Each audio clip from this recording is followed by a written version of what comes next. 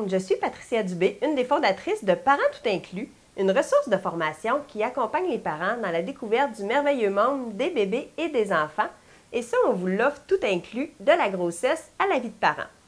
Aujourd'hui, j'ai le bonheur d'être en compagnie de Marie-Pierre et de Gabriel, qui sont deux sauveteurs de la Société de sauvetage et qui vont nous entretenir sur les règles de sécurité à avoir autour de la piscine, parce que ça a changé depuis 2010. Et puis, c'est bon d'être à jour des nouveautés et des choses qu'il faut faire pour que notre piscine soit le plus sécuritaire possible. Alors, les filles, je vous laisse la parole. On change de micro et puis c'est à votre tour. Merci.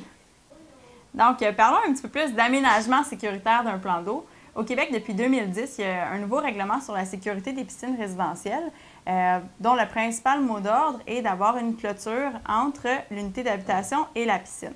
Donc, en fait, on veut que l'accès à la piscine soit empêché pour pas qu'un enfant qui sortirait de la maison puisse y avoir accès directement. Donc, cette réglementation-là a plusieurs points qu'on va vous résumer un petit peu aujourd'hui de façon un peu plus familière qu'en lisant le texte de loi.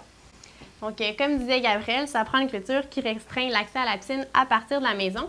Et cette clôture-là a des caractéristiques à respecter pour être sécuritaire. La première étant sa hauteur. On veut qu'elle ait une hauteur de 1,2 m, c'est 4 pieds ou 48 pouces. Donc, première caractéristique, la hauteur. La deuxième, c'est qu'on veut que l'espace entre les barreaux de la clôture, s'il y a des barreaux, soit inférieur à 10 cm ou 4 pouces. On considère que 4 pouces, c'est à peu près le diamètre de la tête d'un enfant. Puis si la tête de l'enfant passe au travers des barreaux, le reste du corps risque de se faufiler aussi. Si on continue, on veut éviter qu'il y ait des éléments de fixation, des parties ajourées, des barres transversales ou n'importe quel autre dispositif qui permettrait d'être escaladé pour accéder à la piscine. Donc, on évite ça. Et on évite aussi tous les objets autour de la piscine qui pourraient éventuellement servir de marchepied pour escalader la clôture. On parle de tout ce qui est structure de jeu, barbecue, pot de fleurs, banc. Souvent, filtreur, il y en a beaucoup. Le filtreur étant souvent le marchepied par excellence pour accéder à la piscine. Donc, on fait attention à ça, on essaie de les éloigner le plus possible. Et en terminant, on essaie que la clôture soit située à 1 mètre du bord de la piscine, de façon à ce que si jamais un enfant réussit à escalader la clôture, il ne tombe pas directement dans l'eau. On se laisse un temps de réaction, il va tomber sur le deck, c'est sûr qu'il va se faire mal, mais il ne sera pas directement dans le plan d'eau.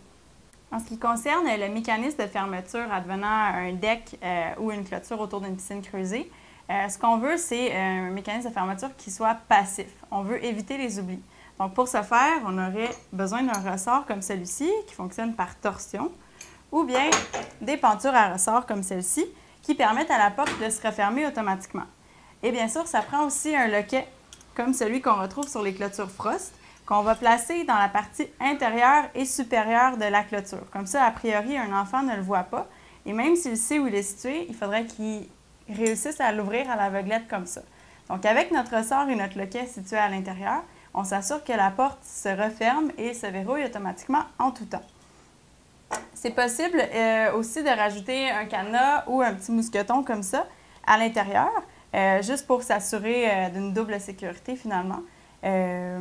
Et voilà, donc en fait, puis il faut s'assurer aussi que notre porte se referme et s'enclenche automatiquement à chaque début de saison. Parce qu'avec des structures en bois, par exemple, ça peut changer de niveau avec le gel des gels.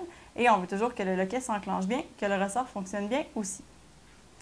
Ça ressemble à ça pour la réglementation, les aspects principaux de la réglementation. Si vous voulez un peu plus d'informations, sachez que Baignade Parfaite offre un service de visite de courtoisie à domicile. Donc, grosso modo, Marie-Pierre et moi, nous nous déplaçons à la grandeur du Québec gratuitement pour aller vous visiter, pour vous donner des recommandations sur votre aménagement de piscine. Donc, si vous voulez prendre rendez-vous avec nous, ça se fera via notre site web sur baignadeparfaite.com.